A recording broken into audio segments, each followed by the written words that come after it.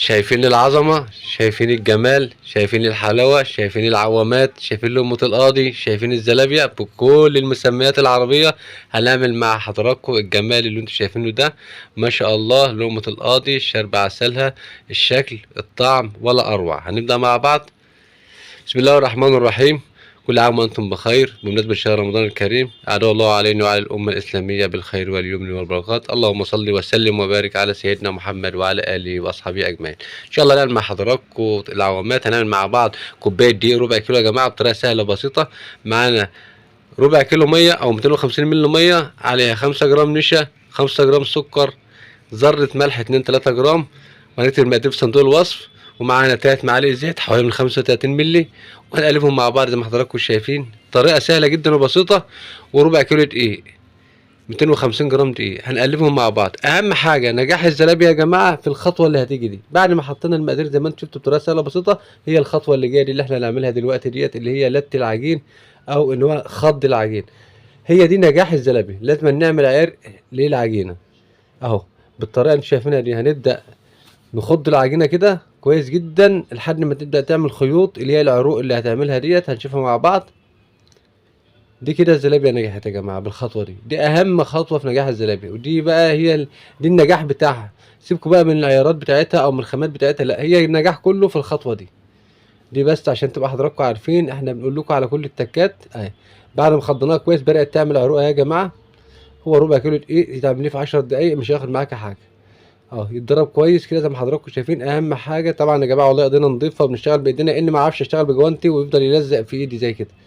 بعد ما لفيناها كويس والعجينه خلاص اتلتت كويس، دي كده العجينه ناجحه. هنسيبها نص ساعه لساعه حسب الجو تخمر زي ما حضراتكم شايفين. هي بتخمر الاضعاف اهي.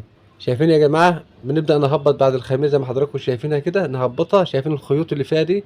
هي ديت النجاح بتاعها. كده الزلابيه ناجحه ان شاء الله وباذن الله.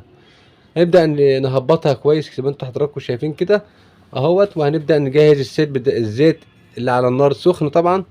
الزيت بتاعنا طبعا يا جماعه، الزيت ده انا مصور لقمة القاضي وبلح الشام، وان شاء الله معانا طبعا القطايف. كل ده بالزيت اللي حضراتكم شايفين، عاملهم مع بعض. القطايف ولقمة القاضي فيديو واحد معملهم مع بعض، مصور مع بعض في نفس التوقيت يعني، عشان كده تلاقي الزيت تحسه كان مكان القطايف يا جماعه. هنبدا زي ما حضراتكم شايفين نقطعها بالطريقه اللي انتم شايفينها دي. الزيت سخن، هنجيب معلقه وجنبنا بوله فيها معلقتين زيت عشان نبرد بيها واهو. وهنبدا نضغط العجين ما بين ايدينا زي ما حضراتكم شايفين كده، وهنبدا نقطع بالمعلقه. لا ازازه ولا كيس ولا اي شيء، بمعلقه الشاي تكون غويطه شويه كده. وهنبدا ناخد العجينه في ايدينا. طبعا يا جماعه كده طريقه تقطيع لقمه القاضي في المصانع بنعملها كده بايدينا. نضغط نطلع من بين صوابعنا كده الكره اللي بتطلع دي، نقطعها بالمعلقه زي ما حضراتكم شايفين كده، ونحطها في الزيت. وجنبنا بوله فيها معلقتين زيت عشان ما يلزقش العجين في المعلقه. كل حبتين ثلاثه كده نبدا نبلها زي ما حضراتكم شايفين. طريقه جدا سهله وبسيطه اهو. ونحط في الزيت طبعا سخن. وكل ما نعمل 5 6 7 قطع زي كده هنبدا نقلبهم. اسمها التشميعه، هنشمعهم الاول. ليه يا جماعه بنشمعهم؟ عشان لو سيبناهم لما نملاها لقمه قاضي هيكون النص التحتاني اللي في الزيت احمر والنص الفوقاني ابيض. فبنعمل كل كام حبه كده ونبدا نقلبهم، ناخد التشميعه ونطلعهم في طبق جنبنا لما نجمع شويه. وبعد كده نحطهم تاخد اللون كله مع بعض. سهله جدا وبسيطه اهو. شمعناهم هنبدا نشيلهم في طبق جنبنا كده. وهنعمل كام مره كده مع بعض نجمعهم بعد ما نشمعهم. بعد كده نحطهم كلهم مره واحده ونقلبهم لحد ما ياخدوا اللون ونطلعهم في العسل ان شاء الله اهو. خدوا التشميعه يا جماعه زي كده. نبدا نطلعهم وهنبدا نصب الصبه اللي بعدها اهو. كده اول دور يعني كده على السريع عشان خاطر الزيت سخن. لو عملنا كتير عن كده يا جماعه هيبدا ياخد لون من تحت ومن فوق هيبقى ابيض، وبعد كده هيبقى لون حته ناشفه وحته طريه. هنبدا تاني اللي حضراتكم شايفين اهو. هنبدا نقطع تاني تقطيع طبعا بطريقه سهله جدا وبسيطه بالمعلقه وبايدينا زي ما انتم شايفين. بعد ما قطعنا شويه على بعض كده هنبدا ننزل بهم كلهم في الزيت مره واحده. وهنبدا نقلب بقى لحد ما ناخد اللون الذهبي بتاع لقمه القاضي. بنشتغل معاكم يا جماعه بطريقه المصانع في البيت بطريقه سهله جدا وبسيطه زي ما حضراتكم شايفين. هنبدا خلاص خدت اللون، هنبدا نطلعهم اهو. نشفت طبعا اهيت يا جماعه اهم حاجه برضو تبقى ناشفه ومستويه اهو.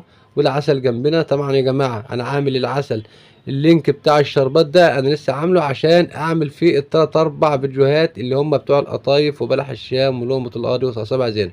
فالعسل ده لسه معمول ومصوره، واحط في كل فيديو من ده احط اللينك بتاع العسل في الوصف عشان حضراتكم يبقوا عارفين العسل اللي بنشتغل بيه في كل فيديو من دول اهو.